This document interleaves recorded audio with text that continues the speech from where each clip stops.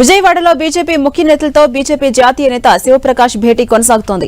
నేతలతో విడివిడిగా భేటీ అవుతున్నారు. పొత్తులు లేకుండా పోటీ చేయగలమా లేదా అనే అంశంపై శివప్రకాష్ ఆరా తీస్తున్నారు. పార్టీకి బలమున్న స్థానాలను ప్రత్యేకంగా శివప్రకాష్ రాసుకుంటున్నారు.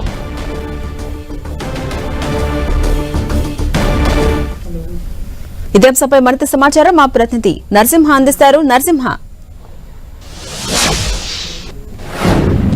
బీజేపీ ముఖ్య నేతల సమావేశం కొనసాగుతుంది. ఉదయం నుంచి కూడా రాయలసీమలోని జిల్లాలకు సంబంధించి జిల్లాల కన్వీనర్లు ముఖ్య నేతలతో బీజేపీ జాతీయ సహసంఘటన కార్యదర్శి శివప్రకాష్ ముఖాముఖి నిర్వహిస్తున్నారు. నిర్వహించిన సమయంలో కూడా అక్కడ జిల్లాలో నెలకొన్నటువంటి తాజా పరిస్థితి, ఒకవేళ పొత్తు లేకుండా వెళ్తే కనుక ఎటువంటి సీట్లు సాధించవచ్చు, లేకపోతే పొత్తు ఉంటే కనుక ఏ విధంగా వెళ్తామనే దాని మీద కూడా ప్రస్తుతం ప్రతి ఒక్కరిని కూడా ఆరాధిస్తున్నట్లుగా కూడా తెలిసింది. అయితే ఇదే విషయానికి సంబంధించి ప్రస్తుతం విష్ణుకుమార్ రాజు మనతో పాటు ఉన్నారు. విశాఖ నార్త్ నుంచి పోటీ చేయడం కూడా ఆశగా ఉన్నారు. సార్, మొత్తం ప్రస్తుతం మీటింగ్ సంబంధించి ఏ విధంగా జరుగుతుంది, ఏ అంశాలు ప్రధానంగా చర్చకు వస్తుంది? ఇప్పుడు మా మీటింగ్ అయితే ఇంకా జరగలేదు. మాది 4 o'clock 4:30కి ఉంటుంది. ముఖ్యంగా ఇది ఆల్మోస్ట్ ఇది ప్రీ ఫైనల్ లాగా మనం భావించవలసిన అవసరం ఉంటుంది. ఎందుకంటే ఎలక్షన్ కోడ్ వచ్చేస్తుంది, తర్వాత ఇంకా క్యాండిడేట్స్ సెలక్షన్ ప్రక్రియ అంతా కూడా మొదలుపెట్టే పరిస్థితి ఉంది. సో ఎవరు బలాబలాలు ఏంటి, ఏ క్యాండిడేట్స్ అక్కడ నియోజకవర్గంలో బలం ఉంటుంది అనేది ముఖ్యంగా చర్చగా వస్తుంది. ప్రతి క్యాండిడేట్ నేను చాలా బలవంతుడని చెప్పొచ్చు, కానీ కలెక్టివ్గా చెప్పవలసిన అవసరం ఉంది. దాంట్లో ఎవరైతే బెటరు అవన్నీ కూడా చర్చగా వస్తాయి. అంటే పొత్తులకు సంబంధించి ఎప్పటిలోకి ఒక క్లారిటీ వచ్చే అవకాశం? నేను అనుకోవడం ఒక 3-4 రోజుల్లో వచ్చేస్తుంది. 3-4 days తప్పనిసరిగా.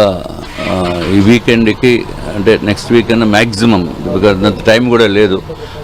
డెఫినెట్గా అది క్లారిటీ వచ్చేస్తుంది.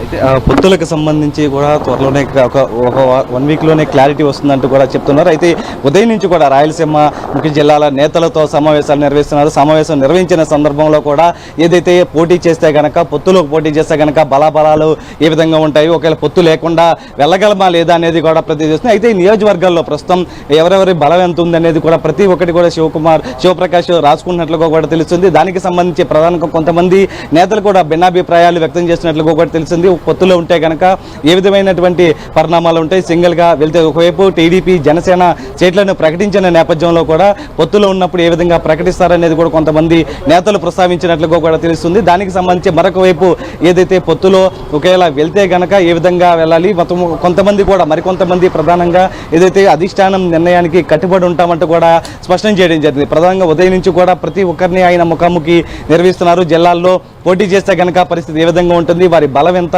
ఖచ్చితంగా ఎన్ని సీట్లు గెలుస్తాము, ఖచ్చితంగా ఒంటరిగా వెళ్తే పరిస్థితి ఏ విధంగా ఉంటుంది, పొత్తులో ఉంటే ఏ విధంగా వెళ్తుంది, అక్కడ ఓటర్ల నాడి ఏ విధంగా ఉంది, ఇలా ప్రతిదీ కూడా వారి నుంచి వాకప్ చేస్తున్నటువంటి పరిస్థితి. అయితే ఇప్పటికే రాయలసీమ జిల్లాల నేతలతో కూడా చర్చించిన సందర్భంలో ముఖ్యమైన నేతలు కూడా ఇదే అభిప్రాయాన్ని వ్యక్తం చేయడం జరిగింది. ఒకటి, ఏదైతే పొత్తులో వెళ్తే ఏ విధంగా ఉంటుంది, పొత్తులో లేకపోతే ఎలా ఉంటుంది, నియోజకవర్గాల్లో ప్రస్తుతం పార్టీ పరిస్థితి ఏ విధంగా ఉంది, ఎన్ని సీట్లు సాధించే అవకాశం ఉంది, ఓట్ల శాతం ఏ విధంగా ఉంది, ఇలా ప్రతిదీ కూడా వారి నుంచి డేటా సేకరిస్తున్నారు.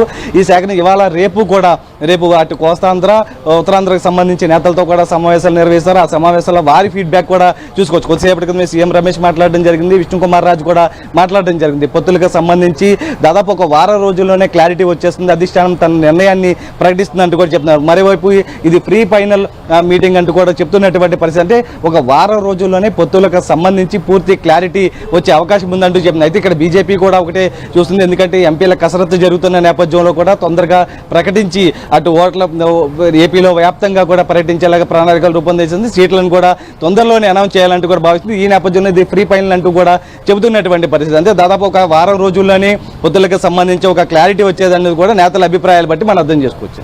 అలాగే నరసింహ, టీడీపీ జనసేన సీట్లను ప్రకటించడం ఏంటి, పొత్తు ధర్మం ఇంకా కన్ఫర్మ్ కాకుండానే ప్రశ్నిస్తున్నారు పలువురు నేతలు. దీనిపై బీజేపీ ఎలాంటి నిర్ణయం తీసుకునే అవకాశం కనిపిస్తుంది? మరోవైపు చూసుకుంటే రేపు కూడా ఈ సమావేశాలు కొనసాగే అవకాశాలు కనిపిస్తున్నాయా?